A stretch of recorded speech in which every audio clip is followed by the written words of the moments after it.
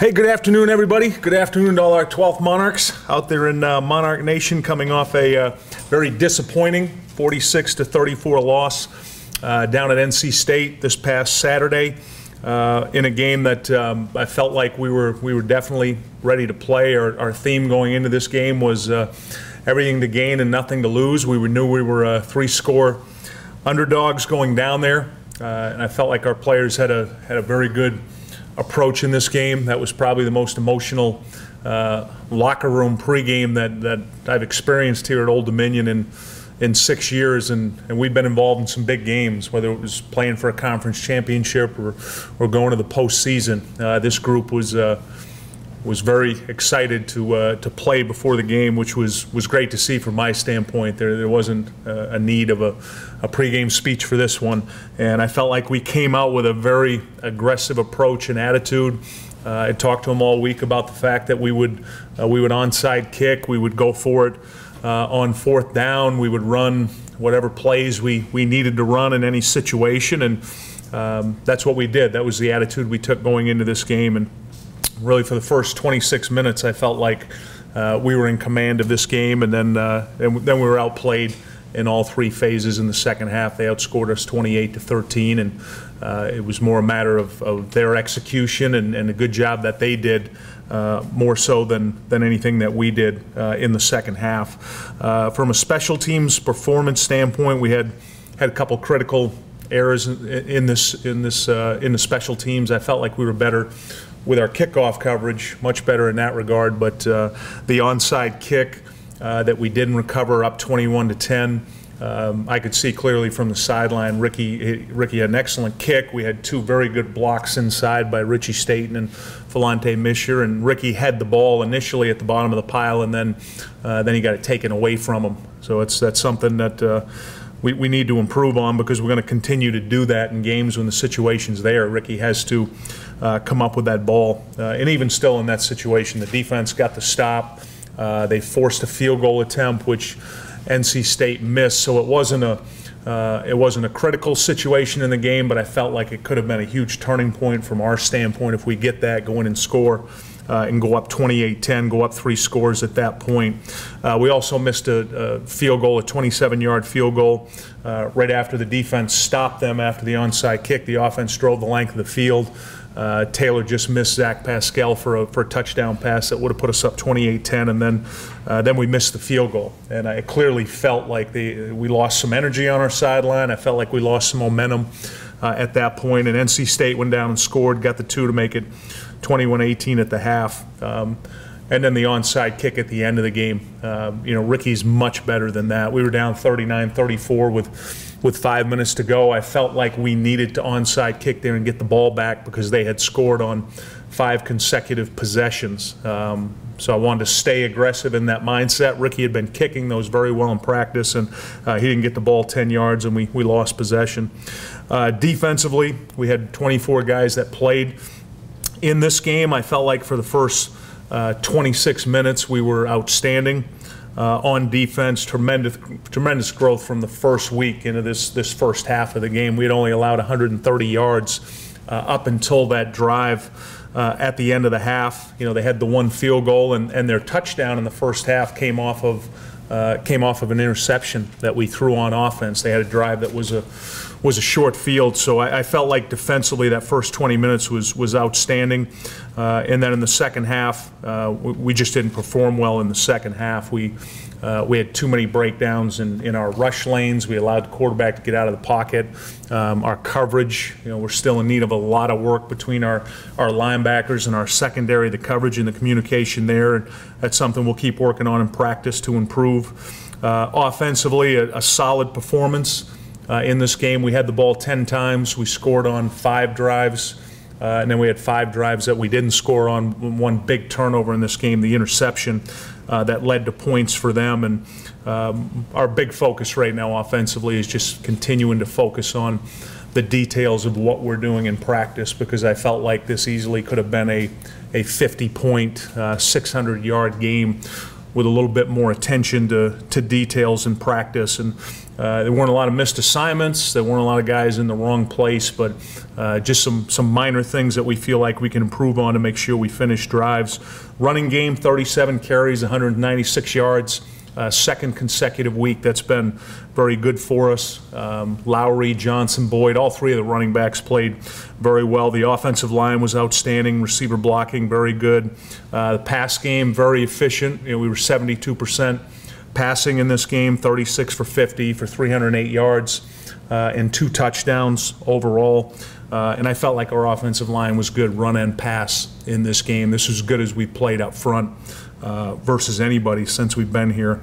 In terms of Taylor Heineke and what he did, a couple interesting stats with Taylor. He threw for 274 yards, and that moves him into 23rd place all-time in passing yards. He passed Chase Holbrook, Byron Leftwich, and Taj Boyd with that performance in passing yards. And then with his 2 TDs, he tied Taj Boyd for 15th place all-time with 107 TD passes. And Ted, he's only 2 behind last year's Super Bowl winning quarterback, Russell Wilson. So he's in hot pursuit right now. I mention that because he's getting into some rarefied air with what he's doing, and it's very special what he's accomplishing with the team right now. But those are individual numbers and places that he's going right now. Those are pretty special to see.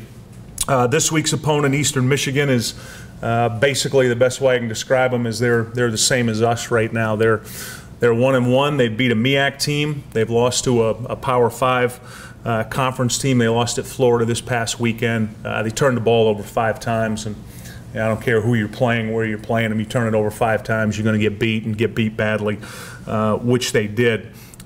Chris Creighton is their head coach. He's a new coach. He's trying to get in there and change a culture that they had in the past. I can see it with a lot of things they're doing. I've been following their program since he took over to watch what they're doing, and the guy's got tremendous energy. His staff's got great energy. I don't anticipate that those guys will come here and not be prepared to play. I think based on who the guys they've got on their staff, they've got really good scheme in all 3 phases. They're trying to figure out right now their quarterback situation, which is always a challenge, but they play hard in all 3 phases. A lot of young guys on the roster, and I'm sure they'll come ready to play. And as I told our players this week, for us, our theme for this week is to try to make history. This is our first FBS home game that we're playing, and we want to get our first win against the first FBS team to come to SB Ballard Stadium. So we'll be excited and we'll be ready to play. And I'll take questions. You make a nice jump. Obviously, you weren't happy from the results of the Hampton game to this game. Huge relief on, first question is huge relief on the one end, but you're a competitive guy. You're not in the moral victory. So to come that close and almost knocking off an ACC team, what are your thoughts on both those questions? Yeah, as I told the team yesterday, I was really excited with their approach. I was excited with how we competed, but losing's unacceptable around here. That's not something I ever want the players, coaches. I don't want anybody to ever get comfortable with losing, and tried to emphasize to them that the most competitive people, I don't care what you're in, whether it's football or anything else, competitive people, they hate to lose more than they like to win. And there's a difference between the two. Competitive people, they want to win all the time. So we tried to use that approach and that mindset. And when I walked in here yesterday for the team meeting, there was silence. Normally when I come through the door, they're talking, visiting, but the room was quiet. And they were upset yesterday. They felt like they let a game get away that we could have won. And I feel like this group is a competitive group. They want to win and they want to be successful. So we'll use that as motivation this week. So I was going to ask you that. It did hurt, didn't it, for them as players? Yeah, it did. It did. It hurt. It hurt for all of them. That was it was a quiet locker room. They were all pretty upset about it. It was a quiet bus ride home. And I'm not. I don't promote that. Hey, we go out and play the game, and then we do what we got to do. But that was just kind of their attitude and their mindset and their makeup. I could tell they were very disappointed and very frustrated with that loss. Now the hardest part now with being a head coach is you try to take that and channel that emotion into next week's practice and performance, as opposed to, we were this high for the game and then, we can't go like this next week. So to try to build on that preparation and how we did it, because we've got so many players that are new to this entire process, this weekly process of winning and trying to plan and prepare and execute. There's just so many new guys in the room with 81 players that have been here within the last 18 months. So trying to get them all to have that mentality and that excitement level each week when they play. That'll be the goal this week. Hey, Bobby, did you see some defensive improvement from week 1 to week 2? And if so, can you kind of elaborate on that a little bit? Yeah, I definitely saw some improvement from week 1 to week 2 on defense. I look at the first 26 minutes of this game, I say that's a defense that we're going to go places with. We play defense like that. And the biggest thing we did, Dave, in those first 26 minutes was collectively we were in the right spots. We were where we needed to be. We had guys in the right gaps on the run plays, particularly with the defensive line, so the linebackers could fit properly. We were doing a nice job against the run. Coverage-wise, we had linebackers that were carrying routes. Richie Staten almost had a big interception in the first half because he did something that we didn't do the last week at linebacker. He carried an underneath route, so the quarterback had to try to put a little more air on it.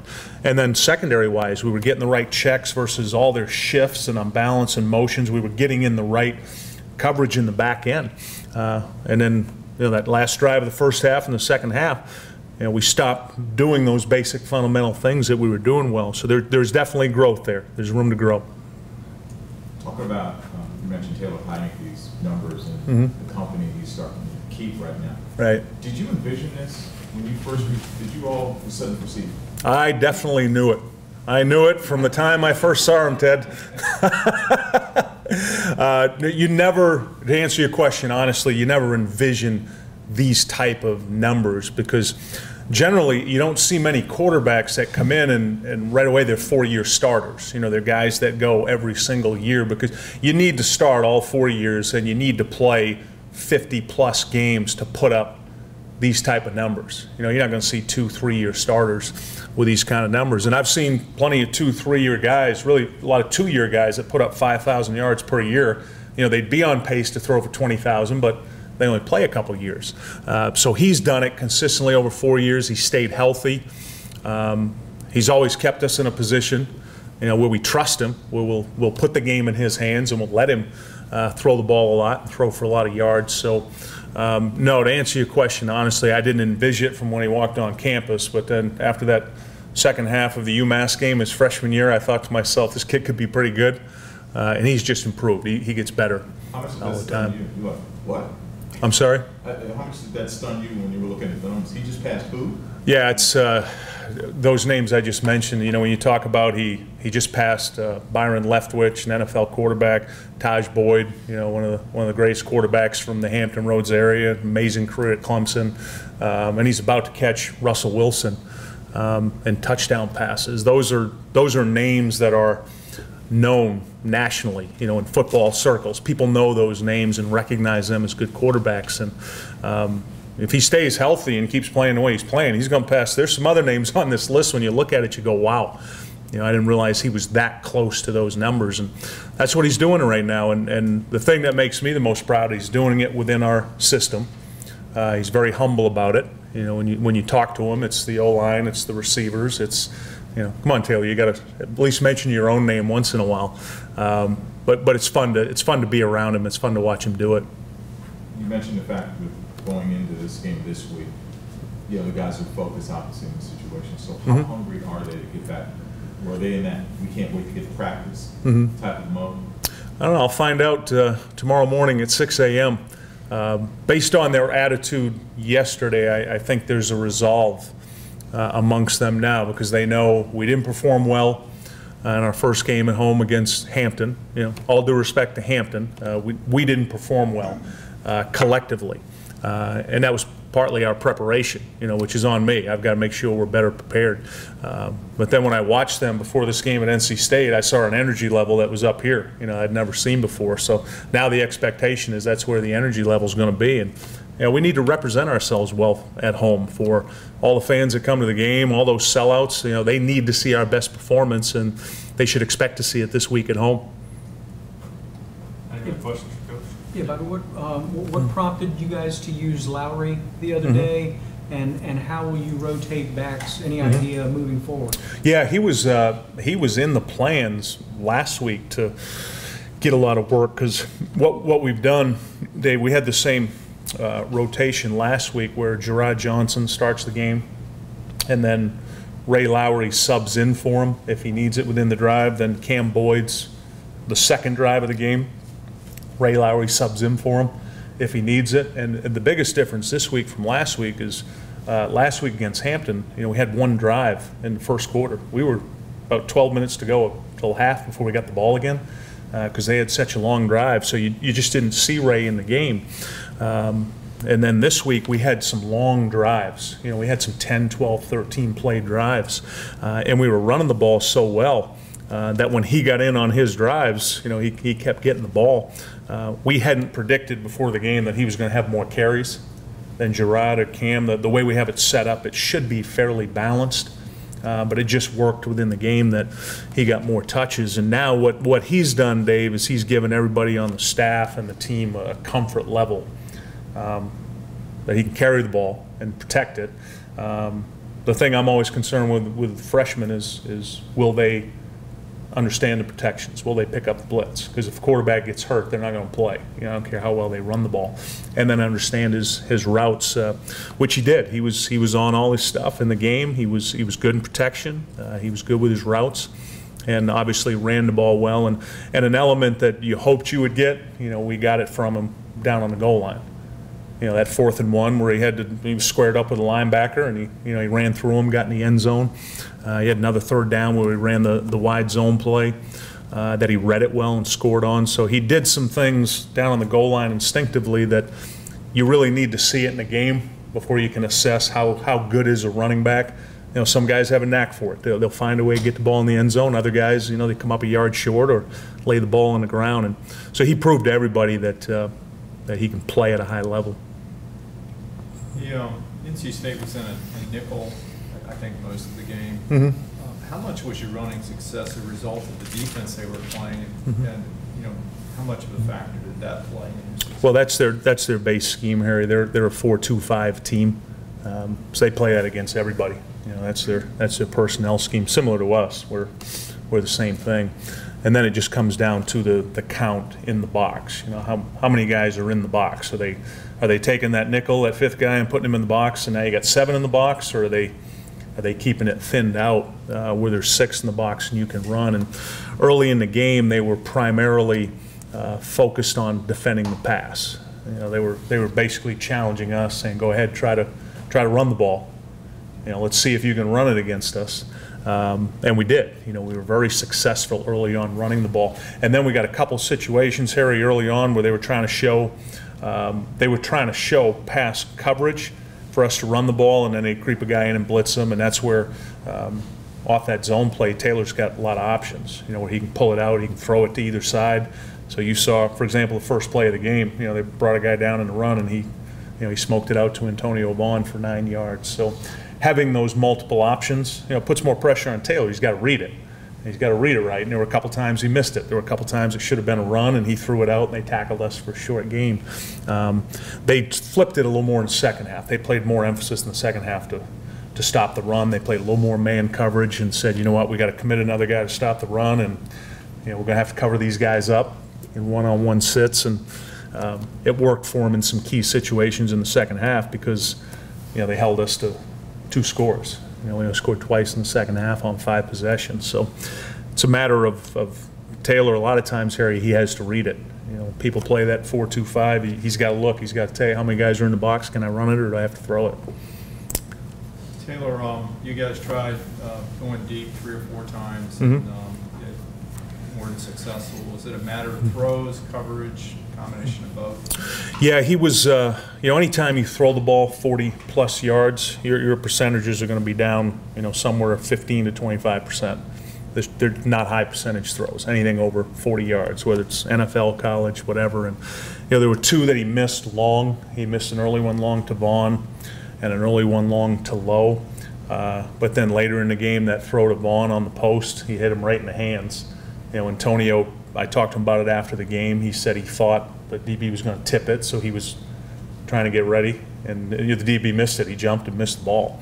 So it ended up going through his hands. And then the one to Pascal before we punted down the sideline, that ball was right on the money, and the DB made a beautiful diving play, just got his finger on it. That one might have been out. So two of those throws he was right on, and then a couple of them he was off and he missed. And those throws, Harry, we try not to force those in our offense. Occasionally when we feel like the safeties are getting down in that 12, 10, 8-yard area, we're going to purposely go at it, try to loosen them up, try to give the coordinator something to think about. But generally in our system, you don't see the ball going down the field a lot. And the biggest reason, they're just not high percentage throws. They're purposeful throws. You're trying to send a message to the other team. You hope you score a touchdown while you send a message. But the percentages aren't in your favor when you're taking a lot of shots. You described your offensive line as a work in progress. About a week ago, it seemed like they got a lot of work done every week. They did. Yeah, I was really excited, Harry. That was a lot of progress in that game. Those guys played very well. Tyler Burns got in, as part of the rotation. Tyler played well. That was his first college game. Last week against Hampton, he just played on PAT field goal. That was his first time in the rotation, and he was really good. Troy Butler was very good at right tackle between Kyle Bottoms and Eli Anderson. They played well over on the left side. Tyler Fisher's developing into an all-conference type of player.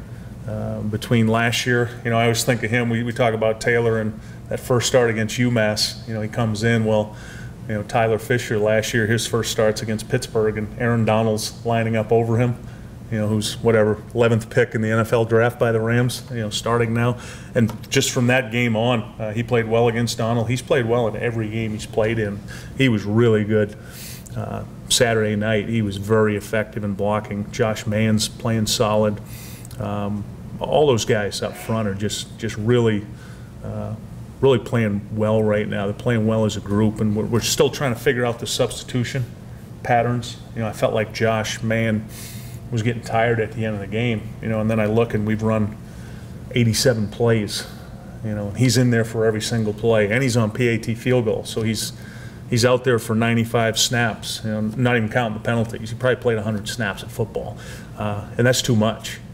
He doesn't say a word, he doesn't complain, he'll play every single play, but we've still got to figure out the rotation so those guys can, get a break at some point. Same thing with Compton, he needs a break at some point. So Coach D and Coach Scott and myself, we've been talking about how to best get those guys rotated throughout the game, but there's progress being made in the O-line. Anything else for Coach? Thank you all for coming, appreciate it. Thank you, 12th Monarchs, and we'll look forward to seeing you Saturday night at home against Eastern Michigan.